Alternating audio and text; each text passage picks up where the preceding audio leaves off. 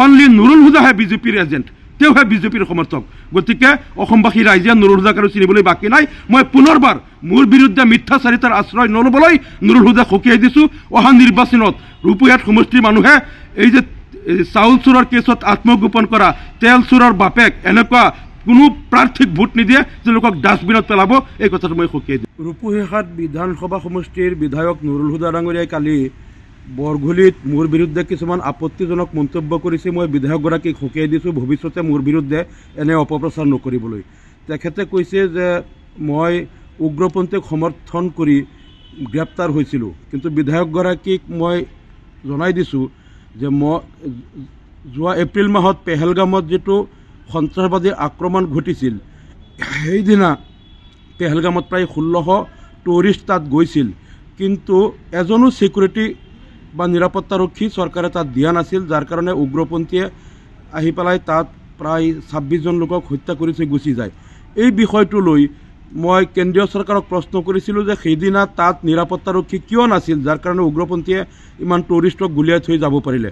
আৰু দ্বিতীয় কথাটো হ'ল যে সেই উগ্ৰপন্থীয়ে গুলিয়াই থৈ যোৱাৰ পিছত এটা কথা প্ৰচাৰ কৰা হৈছিল যে তেওঁলোকে আহি ধৰ্ম সুধিছিল, যে যিসকল মুছলমান তেওঁলোকক আক্ৰমণ কৰা নাছিল, হিন্দু ধৰ্মৰ লোকক আক্ৰমণ কৰিছিল। এই কথাটো আৰু তাত ছিকিউৰিটি পাৰ্চন নথকাটো, এই গোটেই কথাবিলাক লৈ মই এটা তদন্ত দিয়াৰ কথা মই দাবী কৰিছিলোঁ। মোৰ বক্তব্যটো এতিয়াও আছে, যিবিলাক মিডিয়াত প্ৰচাৰ হৈছিল।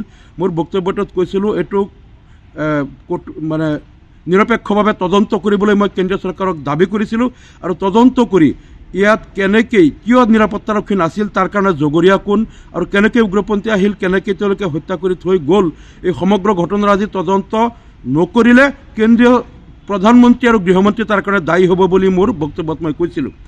যিয়ে নহওক, মই এগৰাকী বিৰোধী দলৰ বিধায়ক হিচাপে য'ত চৰকাৰে আমাৰ দেশৰ নাগৰিকৰ জীৱন আৰু সম্পত্তিৰ নিৰাপত্তা, জীৱন আৰু সম্পত্তি ৰক্ষা কৰাত বা নিৰাপত্তা প্ৰদানত ব্যৰ্থ হয়, তাত চৰকাৰক প্ৰশ্ন কৰাটো, জবাবদিহি কৰাটো আমাৰ দায়িত্ব হয়, কৰ্তব্য হয়। বিৰোধী দলৰ সদস্যৰ এইটো অধিকাৰেই নহয়, কৰ্তব্য হয় চৰকাৰক সমালোচনা কৰা, য'ত চৰকাৰে আমাৰ দেশৰ নাগৰিকৰ যদি জীৱন আৰু সম্পত্তিৰ নিৰাপত্তা দিব নোৱাৰে। এই ক্ষেত্ৰত নুৰুল হুদাই বিজেপিৰ ভৰি চেলেকাৰ ৰূপত আৱিৰ্ভূত হৈ তেওঁ কালি যে কৈছে যে মই উগ্ৰপন্থীক সমৰ্থন কৰি গ্ৰেপ্তাৰ হৈছিলোঁ, মই ধিক্কাৰ জনাইছোঁ। নুৰুল হুদাৰ মানসিকতা আৰু বিজেপিৰ মানসিকতা একে হ'ব পাৰে। বিজেপিৰ চৰকাৰে মোক অন্যায়ভাৱে গ্ৰেপ্তাৰ কৰিছিল, আৰু নুৰুল হুদা জজৰ ওপৰত নহয়। আজি হাইকোৰ্টেও মোক বিনা দোষত আবদ্ধ কৰা বুলি কৈ নিৰ্দোষী বুলি ৰায়দান কৰিছে, আৰু চৰকাৰক আদেশ দিছে মোক মোকলাই দিবলৈ, যাৰ কাৰণে চৰকাৰে মোক মোকলাই দিবলৈ বাধ্য হৈছে। গতিকে হাইকোৰ্টে য'ত মোক নিৰ্দোষী বুলি ক'লে, নুৰুল হুদাই তাত হাইকোৰ্টৰ ওপৰত নহয়।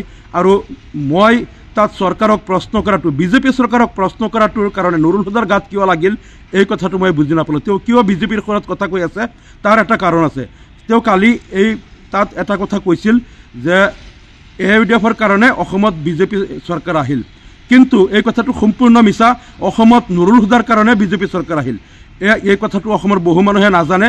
মই আপোনালোকক সংবাদ মাধ্যমৰ জৰিয়তে কৈ আছোঁ, যেতিয়া তৰুণ গগৈ অসমৰ মুখ্যমন্ত্ৰী আছিল, ৰকিবুল হুছেইন চাহাব অসমৰ প্ৰভাৱশালী মন্ত্ৰী আছিল, তেতিয়া অসম বিধানসভাৰ পাব্লিক একাউণ্ট কমিটিৰ চেয়াৰমেন আছিল চিৰাজউদ্দিন আজমল চাহাব।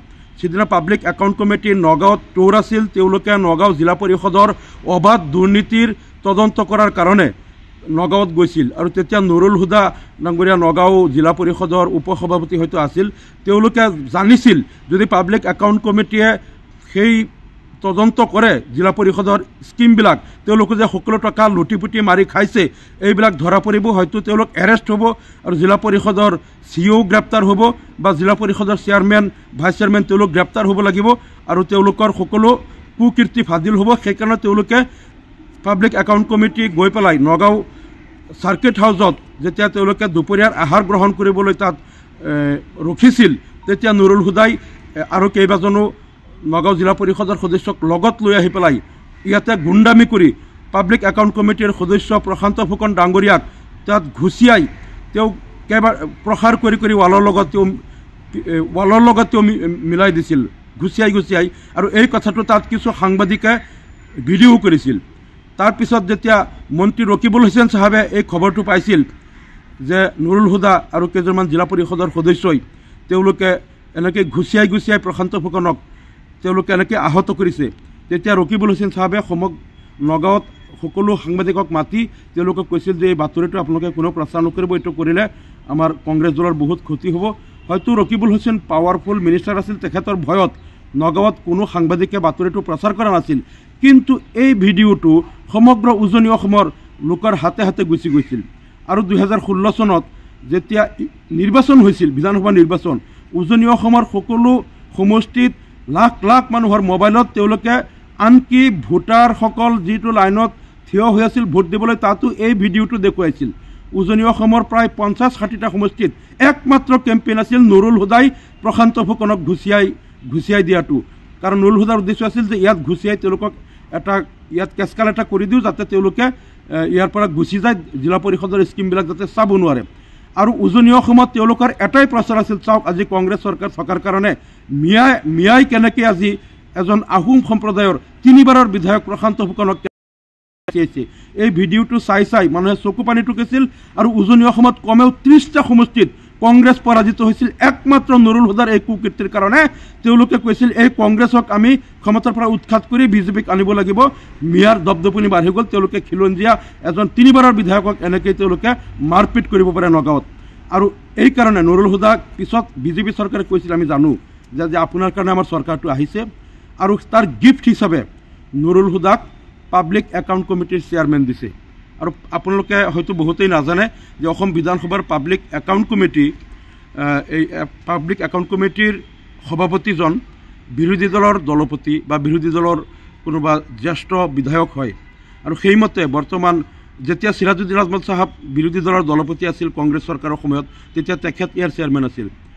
আৰু বৰ্তমান বিৰোধী দলৰ দলপতি দেৱব্ৰত শইকীয়া, নিয়মতে দেৱব্ৰত শইকীয়াই এইটো পাব লাগে, কিন্তু হিমন্ত বিশ্ব শৰ্মাই নামানে। ছিনিয়ৰ হিচাপে কংগ্ৰেছৰ ভৰত নৰহ, ৱাজেদ আলী চৌধুৰী তেখেত বহুত ছিনিয়ৰ, তেখেতসকলে পাব লাগে, কিন্তু হিমন্ত বিশ্ব শৰ্মাই কোনো পধ্যেই নামানে। হিমন্ত বিশ্ব শৰ্মাই এক প্ৰকাৰ বলপূৰ্বক বহুত জুনিয়ৰ যদিও কংগ্ৰেছ দলত নুৰুল হুদাক এইটো দিছে একমাত্ৰ গিফ্ট হিচাপে। তেওঁলোকৰ বিজেপিৰ লগত তেওঁৰ কি গোপন বুজাবুজি আছে আমি সকলো জানো।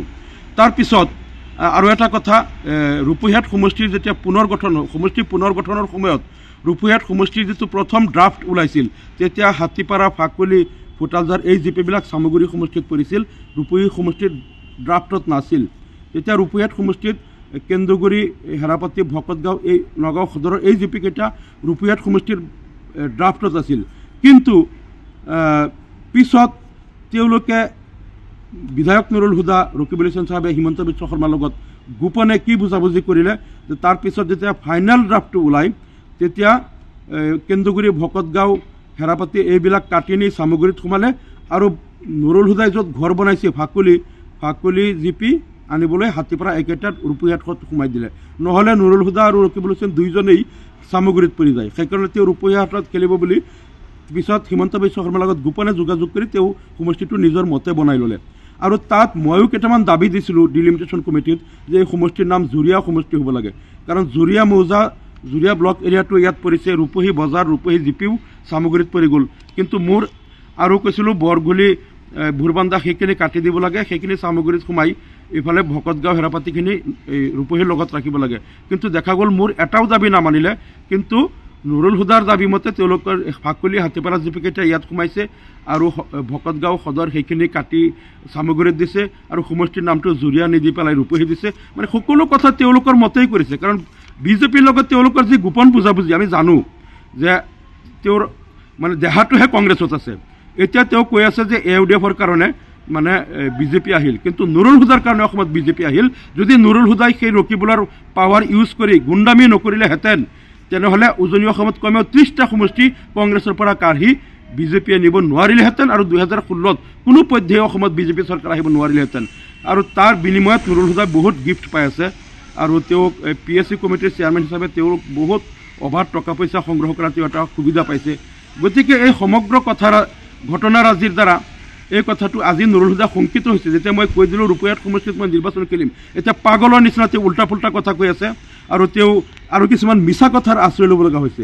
তেওঁ আনকি বৰগুলিৰ কালি এখন মিটিঙত কৈছে যে যোৱা লোকসভা নিৰ্বাচনত মই নিজৰ যিটো ভোট কেন্দ্ৰ মোৰ নিজৰ ভোট কেন্দ্ৰ পৰমাইভিটিত তাত বোলে মই 12টা ভোট পাইছোঁ বৰগুলিৰ মানুহে নাজানিবও পাৰে তেওঁ ভাবিছে মিছা কথা এটা ইয়াত কৈ পেলাই গুচি যাম বৰগুলিৰ মানুহেতো প্ৰকৃত কথাটো নাজানিব আৰু তেওঁলোকে এইটোৱে বিশ্বাস কৰিব কিন্তু প্ৰকৃত সত্য কথাটো হ'ল পৰমাইভিটিৰ মোৰ যিটো ভোট কেন্দ্ৰ সেই ভোট কেন্দ্ৰত কংগ্ৰেছে ভোট পাইছিল 504টা আৰু মই ভোট পাইছিলোঁ 643টা আৰু বিজেপিয়ে পাইছিলে 15টা আৰু অন্যান্য ভোট এনেকৈ 35টা পাইছিল আৰু পৰমাইভিটিৰ আৰু এটা ভোট কেন্দ্ৰ যেটো উত্তৰখণ্ড তাত আছিলে কংগ্ৰেছে 354টা মই 323টা আৰু বিজেপিয়ে 15টা এনেকৈ সামগ্ৰিকভাৱে পৰমাইভিটি গাঁৱৰ 3টা ভোট কেন্দ্ৰ মিলাই কংগ্ৰেছ আৰু মোৰ প্ৰায় সমান সমান ভোট মই মাত্ৰ 8টা ভোট বেছি পাইছিলোঁ মোৰ গাঁওখনত আৰু মোৰ নিজৰ ভোট কেন্দ্ৰটোত কংগ্ৰেছে 504টা পোৱাৰ বিপৰীতে